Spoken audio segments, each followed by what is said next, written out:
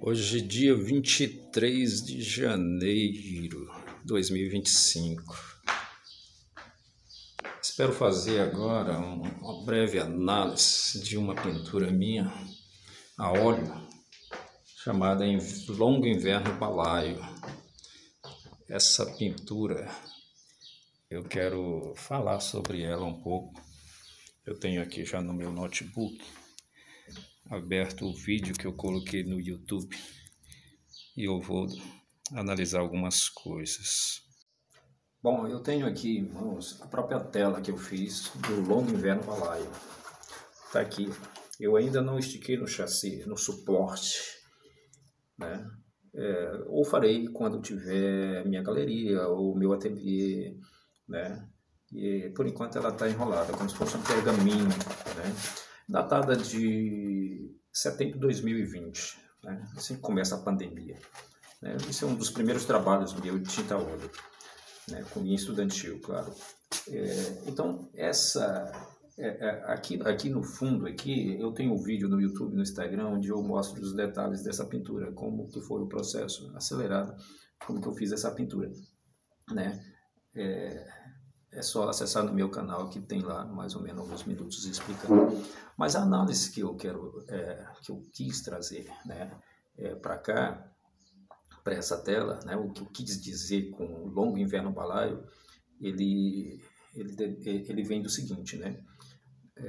Esse trabalho, antes disso, deixa eu explicar, esse trabalho aqui, eu já fiz, o meu estudo que eu fiz, eu vendi, né? Eu faço estudos antes, né? Por exemplo, aqui feito no papel Paraná, isso aqui é um papelão, né, especial, que a gente faz um fundo e depois coloca a tinta a óleo. Se a gente gostar da obra, a gente depois passa para a tela, né? Então, alguns estudos meus eu precisei vender, né? Alguns eu vendo, né? Tem gente que coleciona estudos de artistas, né? Sobretudo esses que estão iniciando, que é o meu caso, né? Pois bem, eu já vendi alguma obra, algum estudo meu. Mas o Longo Inverno Balaio, né, ele traz a seguinte mensagem, né? Primeiro a gente tem que localizar, né, o que é balaio, o que é Guerra da Balaiada, né? Isso foi uma revolta ocorrida entre 1838 e 1841, lá em Caxias, no Maranhão, a cidade onde eu nasci, né? Tem quase 300 anos, né? Uma cidade histórica. E essa luta foi uma luta por justiça social, né? O nome Balaio, ele vem do apelido de Manuel Ferreira, né? Era um dos líderes da balaiada, né? O motivo era a pobreza, a desigualdade social, desmandos de políticos locais, recrutamento forçado, exploração. Nós estávamos ainda em plena escravidão. Então nós tínhamos pessoas como estes negros escravizados, nós tínhamos vaqueiros, artesãos, trabalhadores rurais, mestiços, indígenas, presente nessa revolta popular, que foi massacrada por Luiz Alves Lima e Silva, né?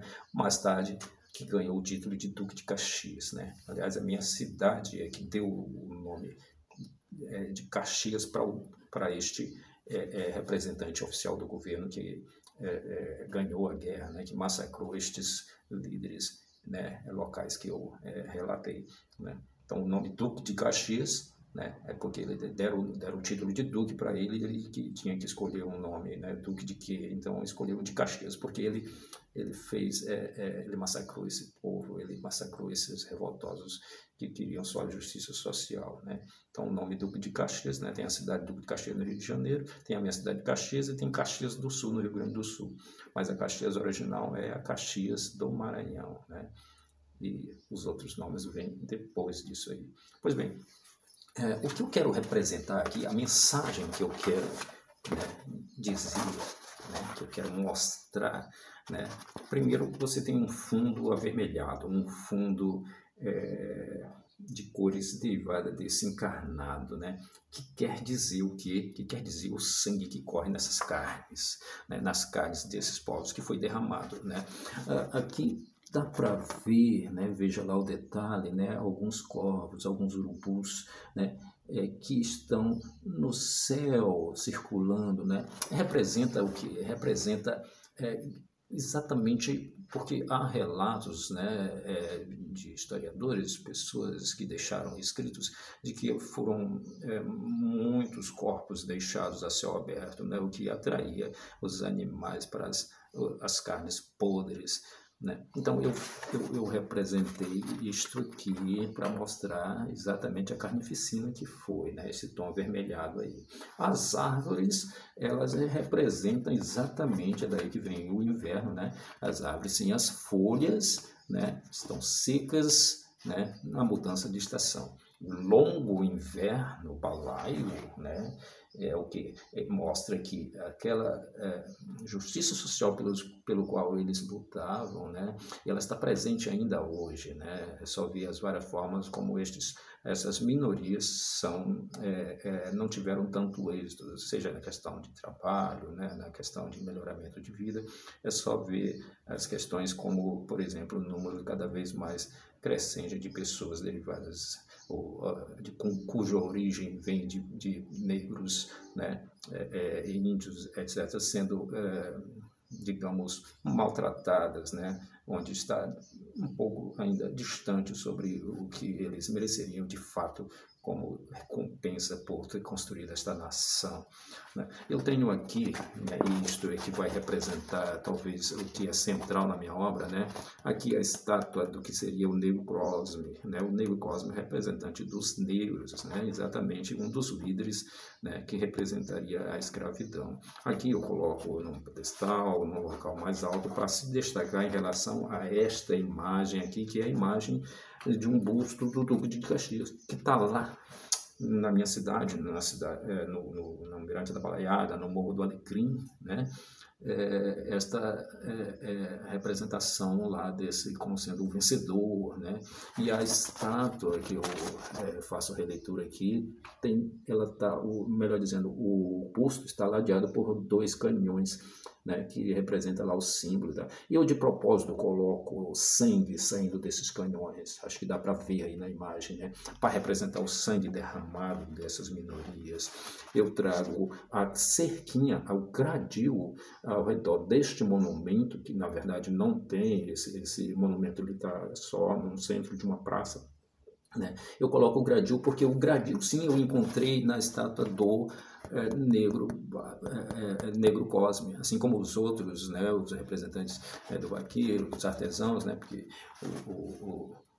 estas estátuas que foram representadas por um artista local, elas estão com esse gradil ao redor. Então, esse gradil, quando eu vi aquilo pela primeira vez, eu disse assim, nossa, essa grade ao redor de cada estátua, que estaria mais ou menos em tamanho normal, quase isso, esse gradil representaria, para mim, a primeira impressão que eu tive foi de prisão. Né? Eu digo, não, aquilo ali representa que eles mereciam ser presos, eles mereciam estar... então eu não gostei daquilo. Daí a ideia de fazer exatamente aqui, botar a grade exatamente naquele que eu acho que deveria representar esta impressão, essa ideia de prisão, que seria este tal vencedor de Caxias, Luiz Alves Lima e Silva. Então, no meu trabalho, eu coloco o gradil ao redor deste monumento. Isto sim, né? E elevo o Negro Cosme, elevo a estátua daquele que lutou, né, contra os desmandos da escravidão, contra os desmandos, né, daquele povo sofrido, né, que vai fazer esse nosso Brasil. Né? Então, assim, é isto que eu trago para cá. O longo inverno balaio, né? Quer dizer, ainda hoje temos sinais de como esse povo é sofrido, esse povo descendente, né? Sobretudo destes livres, destes escravos, vaqueiros, artesãos, trabalhadores rurais, etc. Estes índios compõem a nossa nação, o nosso povo, né? Que dá a cara do que seria hoje o considerado Brasil. Essa é a análise que eu quis trazer, esta é a ideia que eu quis colocar sobre este trabalho, sobre esta obra. Né? Para dizer que eu não gostei daquela forma lá. Né? Claro, né, o artista local fez as estátuas, colocou lá, certamente alguma liderança colocou o gradil para proteger contra vândalos, né, contra depredações, né, certamente mostrando boa intenção, mas me passou a imagem de que aquilo representaria de que estes líderes, parece que são 3, 4 imagens lá, estariam dentro de uma prisão, né, como se o que eles lutaram, o motivo daquela revolta não fosse uma coisa importante, fosse coisa de marginalidade, né? E é exatamente o contrário, né? Exatamente o contrário. Então, por isso eu coloco a grade nesse.